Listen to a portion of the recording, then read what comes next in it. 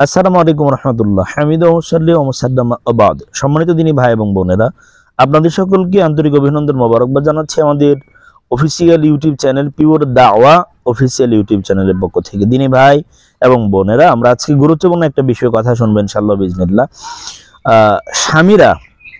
স্বামীরা স্ত্রীদের ক্ষেত্রে চলার পথে কিছু ভুল কথাবার্তা বলে ফেলে এবং কিছু ভুল কথার কারণে, শুধুমাত্র কথার কারণে অনেক স্ত্রী মৃত্যুর পথ পর্যন্ত বেছে নেয়।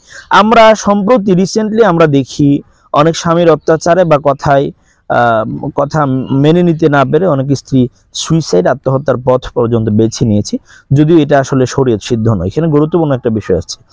অনেক স্বামীরা স্ত্রীদেরকে সাংসারিক কোনো সমস্যা হলে তারা বলে ফেলে, তোকে নিয়ে সংসার করতে ইচ্ছে করে না, তোকে নিয়ে সংসার করার ইচ্ছা করে না, শুধু সামাজিক বাধ্যবাধকতার কারণে তোকে নিয়ে সংসার করতে হয়, ছেলে মেয়ে হয়ে গেছে।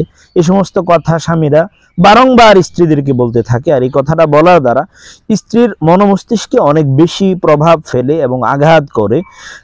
এবং অনেক স্বামীরা বলে ফেলে যে তুই যদি মরতি তো আমি আসলে আরেকটা বিয়ে করতাম, তোকে রেখে বিয়ে করাটাও সম্ভব হচ্ছে না। দিনী ভাই এবং বোনেরা, আমাদের দেশের মহিলারা সমস্ত কিছু মেনে নিতে পারে। বিয়ের কথাটা শুনলে মাথাতে ভূত চাপে, বিয়ের কথাটা শুনলে আর তাদের ইমান আমল কিছুই ঠিক না।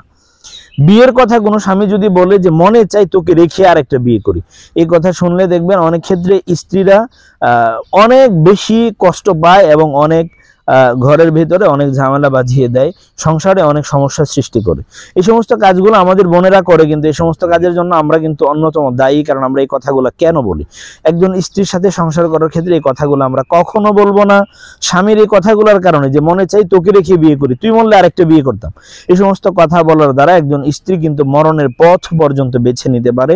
এজন্য স্বামীর এই সমস্ত কথা দ্বারা একজন স্ত্রী মৃত্যু পর্যন্ত হতে পারে। কখনো কোনো অবস্থাতে আমরা স্ত্রীদের সাথে মনোমালিন্য হলেও কোনো বিষয়ে যখন নাকি আমাদের কাছে খারাপ লাগবে, আল্লাহ কোরআনে বলছেন তাদের একটা বিষয় খারাপ লাগলে ভিন্ন একটা বিষয় তোমার কাছে ভালো লাগতে পারে, এজন্য আমরা তাদের সাথে এই ধরনের বিহিব বা আচরণ করবো না।